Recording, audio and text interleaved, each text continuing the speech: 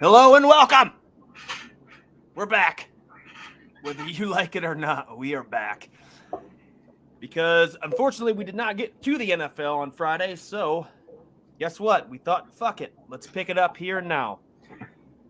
That being said, let's rip through this pretty fast because we are only an hour from kickoff as we speak. So, well, let's talk about yesterday a little bit. So I think we learned a lesson. Is we can watch all the football we want, trust the eye test, look at the stats, look at the numbers. But picking against Nick Saban as an underdog, in hindsight, maybe one of the worst decisions I have ever made in my life. First time in 93 games, Alabama wasn't the favorite. And yeah, there's a reason why, I guess. I was very surprised in how Georgia just looked. Watching them all year and then watching them in that game, it was just it didn't even seem like the same team, really. Yeah, I mean, letting Jamison Williams run free in your secondary usually doesn't seem like a good idea, and it was case point yesterday that it is not a great idea. Right. Well, in better news, the NIU Huskies go from 0-6 to the champions of the MAC conference. Yeah, I like that you got on Rocky Lombardi. And he treated you well. I got on Utah State midway through the season, and they treated me well through the end of the run. So it's nice to find some of those smaller conference gems that we discovered this season after that. TSA also. Yep. Yeah, there has been some good ones that we've rode and kept our bankrolls alive. And unfortunately, my bankroll is still alive just enough where I have to play today. Yep. Not a lot. It's scraps right now after last night. Well, there are some games to maybe hop on. There's a lot of them I don't like. We got a couple more double-digit favorites happening today, which have actually been pretty good if you've bet on all of them. If I'm not mistaken, this year, double-digit favorites have 20-point favorites have covered most of the time when those are out there. So, if that's your thing, let's do it. Let's go for it. Early slate, I think. The big story, at least in my mind, is the fact that Minshew Mania is finally coming to Philadelphia. And I can't be more excited. My little brother's a huge Eagles fan. He jumped on the Donovan McNabb train. Obviously, when you're a kid, you see that guy out there. But Gardner Minshew, I think he's a starting NFL quarterback. He's proved it. Like we talked about it. The Jaguars benched him because he was going to win some games for them. If you go through and actually look, it's unfortunate for Minshew that he was in Jacksonville, kind of, because they're so bad. And he was not the reason they were bad. Him and James Robinson last season were fantastic when he was in the game. Minshew, you're talking about a guy who's won 7 games as a starting quarterback of the Jacksonville Jaguars. That's not an easy thing to do. No, it isn't. Minshew, so in his career, just look at his career numbers. 37 touchdowns to 11 interceptions. I'm pretty sure Jalen Hurts has like 11 interceptions this year alone. Yeah. So when you're talking about the Eagles team, they're not going to turn the ball over. Gardner Minshew is going to take care of the football. It's going to be up to you're playing the Jets. Yeah, that was the next. Yeah, to me, this is an absolute no-brainer. I'm on the Eagles. I might move the line to 50. Yeah, just because. It's so crazy what happened. Just because.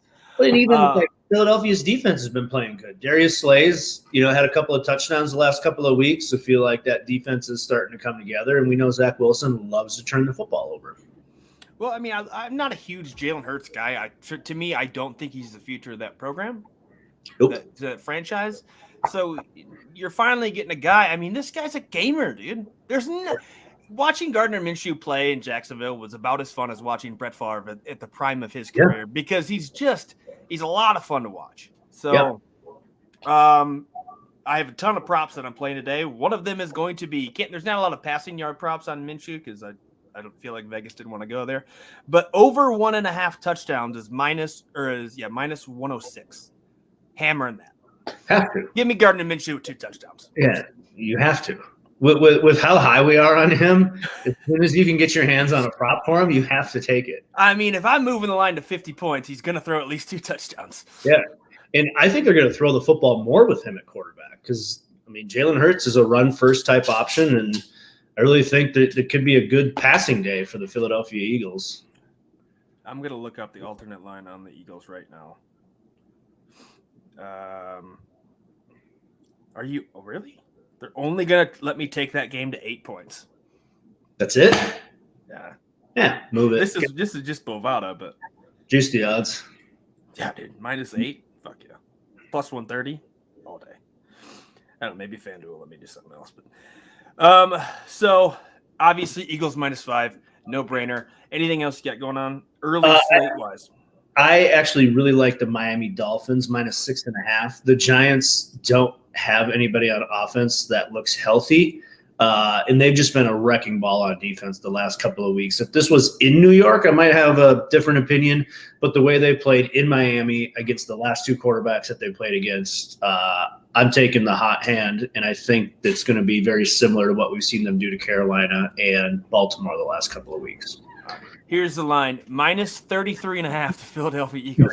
Isolate, take it. Plus 2,600. Hey, it's worth $10. I might do one like 20. What's 20? Let's go 20. Bam. That's it. Yeah, the Dolphins. So betting Giants games suck, and I hate doing it.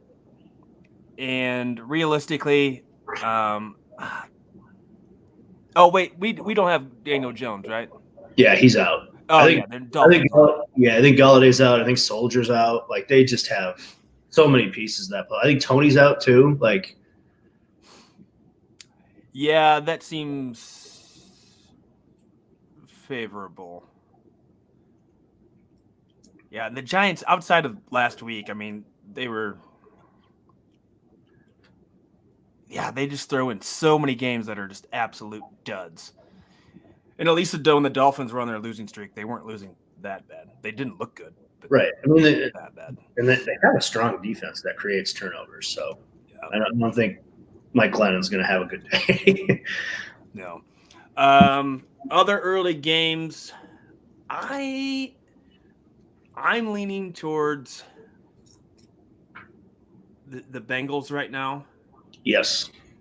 Just because it's going to be, if a game is being played in the Midwest today, it's going to be rainy, it's going to be windy, and it's going to be shitty. Chicago's like that right now. Cincinnati's like that right now. Any other games played in the general area, Detroit's in the Dome, they'll be fine. But no, I think it's going to be Joe Mixon all day long against the worst rushing defense in the league right now, which is the Chargers, giving up 145 yards a game. Yep. And is Cincinnati Central Time or is that Eastern Time? Eastern. So it's that West Coast team with the early kickoff that we've seen just get decimated time and time again, which is another factor. But also that only being at 3 points is the thing that scares me the most about it. But I think Cincinnati had their dud against Cleveland a couple of weeks ago. They're coming in, I like that term, coming into form. I'm probably not going to play it just because the 3 points scares me, and those lines have wrecked me all season long. But I would take the Bengals if I was going to play the game. Yeah, I mean, especially too, home team getting 3 or lane 3. Your Vegas is telling me that's a pick 'em pretty much on a neutral field. So, but yeah, it's just so shitty out there right now. All the reports I've seen, I haven't seen like a picture of it or anything, but everything is being said. It's windy, it's rainy, it's shitty. Bet the under. And the Joe Mixon over. I am taking his rushing prop is only like 91.5. Yeah, and again, this is the worst rush defense in the NFL at the moment. Yeah, that total's at 50 right now. I like that under too. Yeah. Speaking of 50, the Bucks and Falcons total is at 50.5, and I like that over quite a bit. It's in a dome. We know Tampa's going to score. We know Tampa's defense is going to give up some points. I wouldn't be surprised if Atlanta kept it within the 11 points, but I would feel more comfortable just taking a total over 50.5 as opposed to the Falcons plus 11.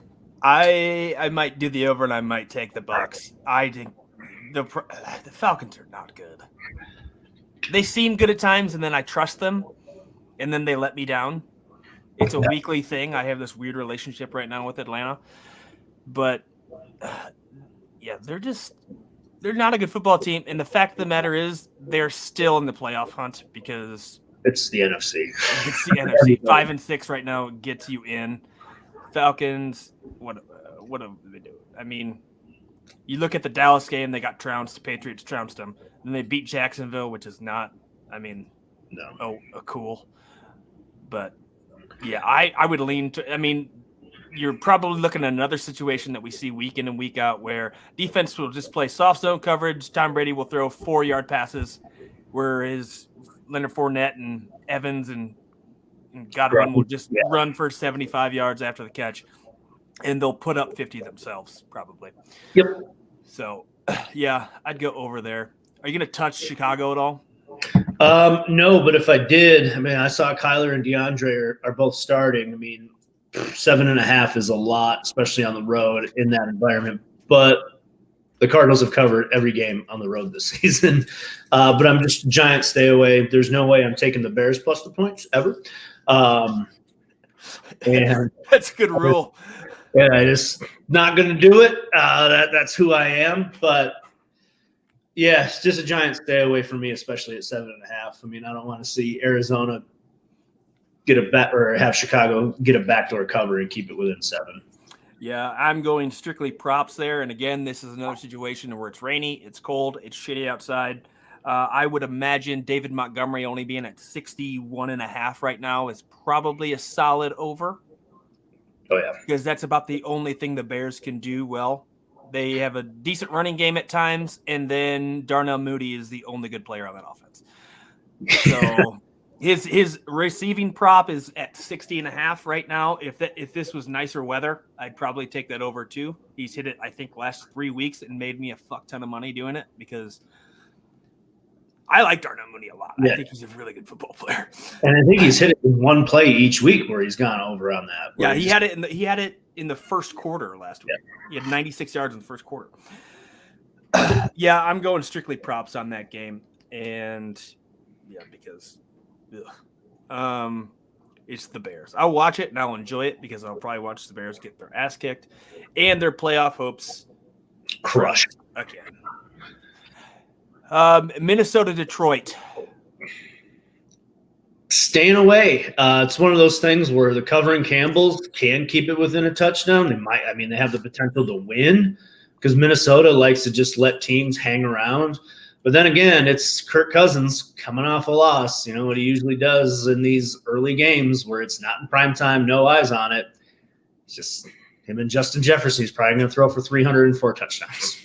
That's just what Kirk Cousins does in these spots. Yeah.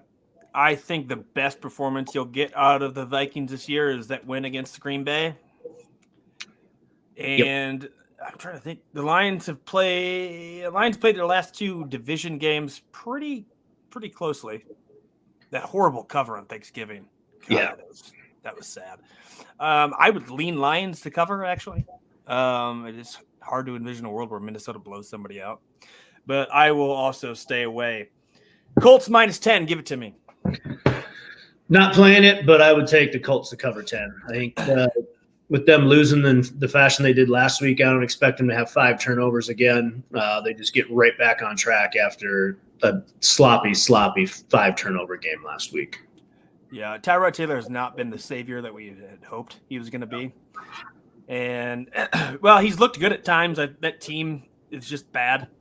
And historically, when they go up against a good team, they don't do well. I would consider the Titans almost not being a good team right now without Derrick Henry because it's a lot different situation. So that win doesn't impress me as much. But, you just lost to the Jets. And in a game where I also had them. So, yep, hard Colts. That's why I wore the jersey today, just because I'm going to believe, and that's going to be one of my early plays for sure. Speaking of props, Wentz's rushing prop right now is at 9.5. He's hit that in 5 of his last 6 games. Gonna rock that one too. Like quarterback rushing props because it could happen on one play very easily. Or you could be Tom Brady where your prop is 1 and then take 3 knees and you don't hit it. And crush some souls. Crush a lot of souls. Early game, I think that's all of them. Kind of talked about all of them. Not a huge slate of games today. No, it isn't. So in the afternoon, your Las Vegas Raiders are playing. Are you touching it? Maybe. I'm going to kind of sit on that one for a bit because it's an afternoon kickoff. Obviously Washington beating Tampa Bay, doing everything they could to lose against Seattle last week and holding on. I've seen the Raiders in the spot before at home just lay complete duds. We've seen it against Chicago. We saw it against Cincinnati. So I would need to digest it more. But if I was to play it, I would, when push comes to shove, both teams are kind of fighting for that wild card playoff life. And who do you trust more? Do you trust the Washington football team or do you trust the Raiders? And I don't know what the answer to that question is. So it might be a shy away and keep an eye on it this week to see what the Raiders do in this spot. Obviously, me being a Gruden guy and keeping as close tabs on them, they've started off the last 2 seasons so hot and just shit down their leg towards the end of the season. And this is about the time where it starts in the month of December. So keeping tabs on it, probably going to stay away. We'll definitely watch it, though. They love doing that. If the season was 8 games long, the Raiders would be the number 1 seed always. Yep. No question. Yeah, they follow that trend. And Washington's playing really good right now. They are. And they're, it's not pretty, but they're finding ways to win games. And cover. And you know what they say? Good teams win, great teams cover. They have covered in their last 3, all as underdogs. And they are an underdog here today. And I think the line moved a little bit because Waller's out, but watching that offense like I do, Foster Moreau can step in and play tight end, which creates a little bit more of that true, this is what our tight end's going to do, and this is what these 3 wideouts are going to do in the Greg Olsen offense. So definitely a stay away because it could really go either way. It just would be a guessing game on which side you want to jump on. But if you're going to take the football team, take them on the money line because they're not going to lose by 1. Much better odds there. It's like plus 108 some places I'm looking at right now. Yeah, the line moved 1 point. It was at 2.5. It's now down to 1.5. See where that goes here as the afternoon progresses. Speaking of another one of your guys, another big line, 13 points, the LA Rams, and at home at SoFi against Jacksonville. So I was stroking the beard at this one, remembering that awful backdoor cover that McVay let the Texans have, and then the wheels fell off the bus. Then it was the Titans, then it was the Niners, then it was the Packers. Like, they need a get-right game. And I feel like this – I've kind of teetered on it because it's a big number, but this could be the get-right game where McVay's like, nope, I'm not calling off the dogs. We're going to play a complete 4-quarter football game, and we're going to have utter dominance, and we're going to get this thing back on track with this game. Will I play it? No, because can't bet with the heart. We learned that yesterday. However, if I was to play it, I would take the Rams by 2 touchdowns. This is a prime spot for McVay to play a complete football game, get his team up, and get them back on track. And they need this one too because they play Arizona next week.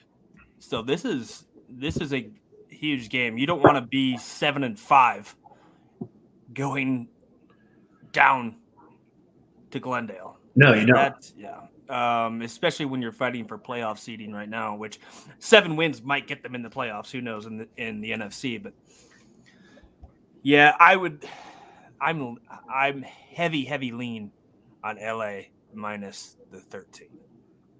I don't have any props for that one either. So moving right along, Ben Roethlisberger has announced his retirement. This is his farewell tour. Is that enough to sway you to take the 4 points? I I think it does. I liked it even before Ben announced the swan song, as I like to call it, because I think The Last Dance is way overtuned now.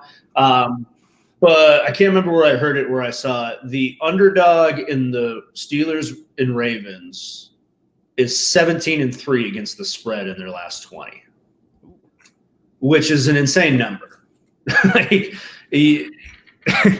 So looking at it, obviously the Ravens did not look good on Monday night. It was Sunday night. Did not look good on Sunday night at all.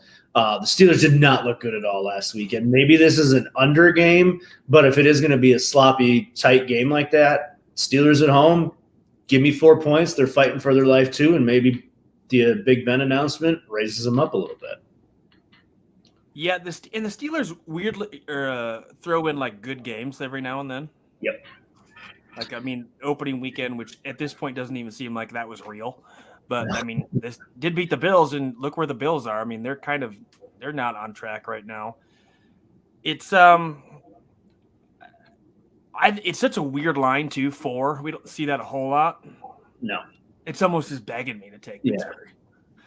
As much as anti-Big Ben as I am, because God, he's bad sometimes. I don't know. Yeah. I mean, the Steelers defense, Mike Tomlin. Yeah. Sure. Sure. I'm in. I just made that decision on the fly. San Francisco, Seattle. This line seems very weird to me because Seattle's terrible and San Francisco is actually playing really well. It's only 3 points. I think San Fran's banged up a little bit. I'm on the side of one of these weeks Russ is going to get cooking, even if it's just for 1 week. I mean, Tyler Lockett, DK Metcalf, like those are good receivers to throw the football to. So this is a stay away from me, but I am going to play the under. I got it at 46.5 earlier this week, and it's gone down since. But Seahawks unders, I think, is 9-1-1 this season. In Seattle, rainy, 2 strong defenses, one team that just wants to run the shit out of the football. That game just screams under to me as opposed to picking a side. Is it raining up there too? It always is raining in Seattle. That's true. Let's look. I would say the whole country is getting flooded then today because it seems like everywhere it's raining. It is not raining, but it's going to be a little bit chilly up there today. It's going to be about 42 degrees at kickoff, and it'll slowly slide down as the game continues on. Yeah.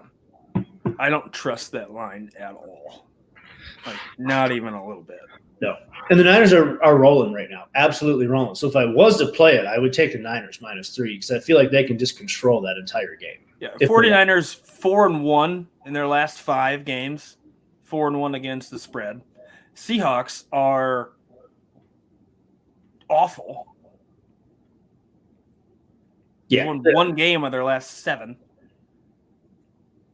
I mean, the only thing that would make me a little bit scared is Russ got back on track on that last drive Monday night. That would be the only thing where I'm like, but I don't know, man. The Niners defense is Where's the money at for this game? 57% of the money on the Niners. I mean, God, it's still kind of even. Ugh, that's messy. Oh, well, here afternoon games. 1 favorite wins and underdogs win the rest. So Washington wins. Who's the favorite that covers? LA. Yep. And then all the other underdogs cover. So yeah, Seattle. The afternoon time slot. You have absolutely owned that. Well, I don't think it's pretty easy. 1 favorite covers. Find that 1 favorite and then bet the other underdogs. That's how it's been. Like, that's a formula I don't think anyone's talking about because it happens all the time. And we talked about it with the Steelers taking 4. I mean, Seattle divisional game, underdogs at home, take the points. So something to keep an eye on there as well. They'll probably lose by 3. Bam. Push it all. All right. So then that brings us to Sunday night.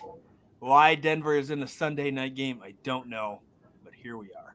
It's a divisional game. It's against Kansas City. They got to get them on prime time as much as possible. Yep. So this game kind of probably tearing us apart on thought process with Teddy Two Gloves consistently covering, the Chiefs being down and then coming back up. 8.5 is a lot of points, but you look at what they did last time we saw them, and they decimated a pretty good Dallas team. It's the receivers were out, yes, but still they can run the football. They still got Dak Prescott. I think the Chiefs are going to start rolling here a little bit. So if I was to play, and I'm going to go look at what Mahomes has done coming off a bye before I place any of these bets, I would take Kansas City to cover because I think it opened at 10, and I see it down all the way to 8.5 right now. Yeah, opened at 10, 8.5. Under's trending pretty hard, it looks like. A lot of people's radar. Where's the money? Money's probably all in the Chiefs. Nope. Very even. People are betting the Broncos? Wow. Yeah. Well, it's a 7-4 team against a 6-5 team when you look at it on paper. Yeah, but yeah,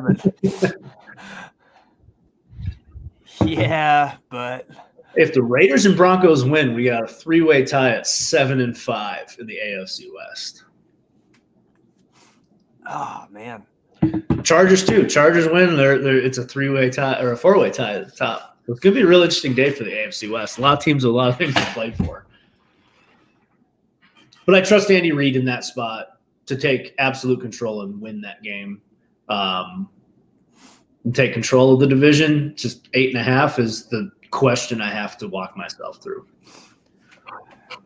Yeah, but so we talk about like strength of schedule like we did for a lot of college games. You're talking about the team who's at the 30th weakest schedule in the league in Denver. And it seems like when they played better teams, they did not fare well. I guess Teddy was out for most of those games. Yeah. Beat Washington, beat Dallas, lost to the Eagles. That's concerning, and who knows what the Chargers really are. Yeah. I'll play something. I don't know what it is. Yeah, it's a TBD on that one. Yeah, big time. Let's move on to Monday night and wrap this up because we have bets to make. Do you want a quick announcement? Sure. College football playoff rankings just came out. Ooh. The final is Alabama 1, Michigan 2, Georgia 3, and Cincinnati 4. Yeah, I guess we all kind of. Yeah. So what we all assume what exactly happened. I still think Michigan should be one. So do I, but they're going to want their all SEC championship game. After what Georgia did to me yesterday, I can't be spiteful, so I need to take a look at those matchups. Yeah, I'm not super stoked that we're going to get that same rematch in the national championship, probably. Because you look at make them play again. Make them play it again first round. Yeah, get one out. Get some new life in there. All right. So Monday night.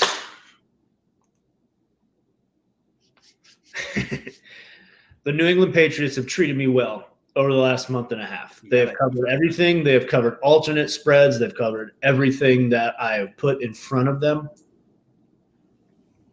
I cannot come off of it. I will take the 3 points, will not take them outright. But if you're going to, lesson learned yesterday, if you're going to give me Bill Belichick as an underdog and 3 points, I'm taking it. Divisional game. They went up there last season. They were a one cam fumble away from winning that football game. Buffalo's down. New England's up. If you're going to give me a high-profile game in prime time to take control of your division, give me Bill Belichick. Yep. And right now the Bills they win, they lose, they win, they lose, they win, they lose, they win. One last week, they lose this week. If you want a trend, they only win every other week right now. Yeah. Patriots are so good right now. And the Bills, who knows week to week. I think I gotta take the Fighting Mac Joneses. Yeah. Tre'Davious White is on IR. Kyle Duggar is out with COVID. I think Tre'Davious White means more being out because Bill Belichick will have a next man up. Like, I know Kyle Duggar's been awesome making plays all over that defense, but it's Bill. It's rinse, recycle, repeat. He will have somebody step into that role, and then we'll play just fine. Yeah, it should be a great game. Yeah, finally, at least we get a great Monday night game for the first time in a couple of months, it feels like. God, I hope we have a Manning cast for that. We do. Yes. Perfect. Get your popcorn ready. That'll be a good one. All right, so recap. I don't remember anything that we've said. Probably put them on Twitter here in the next 15 to 20 minutes.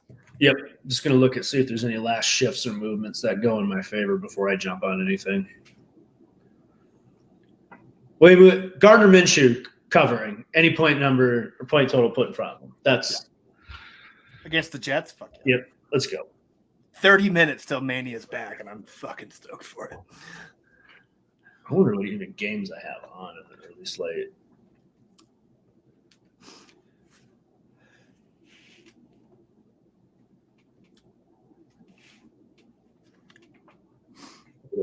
No, Chargers and Bengals are the only game I have on live. So it'd be a nice one to put on and throw on Red Zone in the other and enjoy the morning. Yeah, I'll run through props that I probably didn't get to. Zach Wilson under 224 passing yard. He's only hit that 2 times in his last 7 games. And Philadelphia has only let up more than 224 yards to a quarterback 4 times this entire year. And those were to Mahomes, Brady, Herbert, and Derek Carr, I believe. So give me the Zach Wilson under the 224. All top 10 quarterbacks. Yep. Yeah, and Zach Wilson does not. Jared Goff under 223.5 passing yards because Jared Goff just fucking sucks. That's my statistical basis behind that play. Jared Goff is just really fucking bad. Like I said, Wentz, the over 9.5 rushing yards. He's hit that 5 of his last 6 games. I think on the year, he's very positive ROI taking us over. Joe Mixon, over 91.5 rushing yards. It's a rainy, shitty day. Mixon's been on an absolute tear the last couple games, and the Chargers' run defense giving up 145 yards a game, worst in the NFL. Christian Kirk, over receiving yards. I think it was 40.5. I didn't write it down. I don't know why I didn't write it down. Over 40.5. The Bears' secondary is garbage. I know I said it's going to be a rainy, shitty day, but it's only 40 yards. D-Hop's back, but I believe the reports out there are he's going to be on somewhat of a pitch count and a like slightly less roll today, especially too. They might not need to throw the ball a whole lot, and so why throw it to D-Hop when you have Christian Kirk? Let him get his over. Minshew, over 1.5 touchdown passes, minus 106. He probably throws 40. But realistically, he does throw 40 and gets in the MVP conversation. One game. I think you have to at that point in time. But that's what I got for props. Leaning towards the Mahomes under, actually. But I won't make a decision on that. And I've got enough props, I probably won't play it. So. It's got a lot of action today to kick off the December football schedule. Mm-hmm.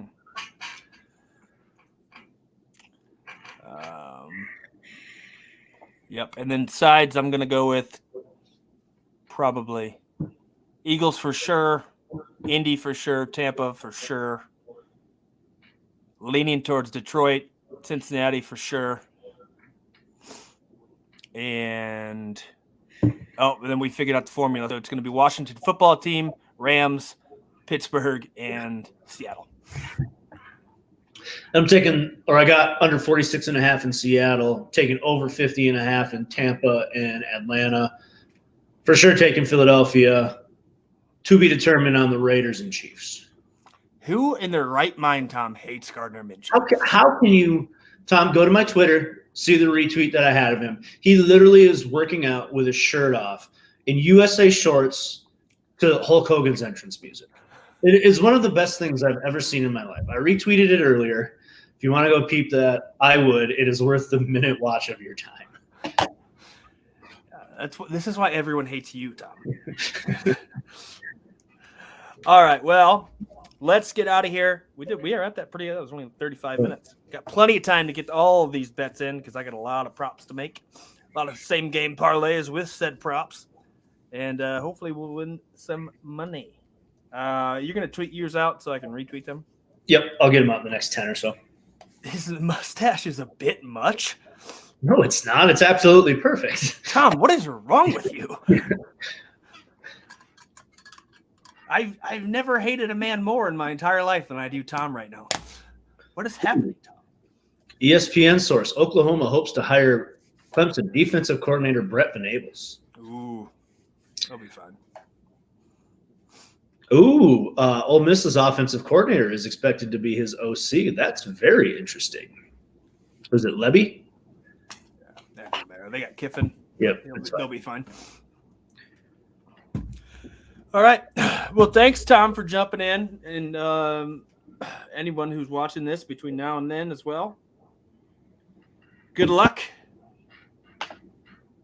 Let's go Minshew. That's how I'm going to end it. I got nothing else. Yep. There's no other way to end it. Yeah, that's it. The stash is back. Philadelphia by 1,000,000. Thanks, everybody. Yep.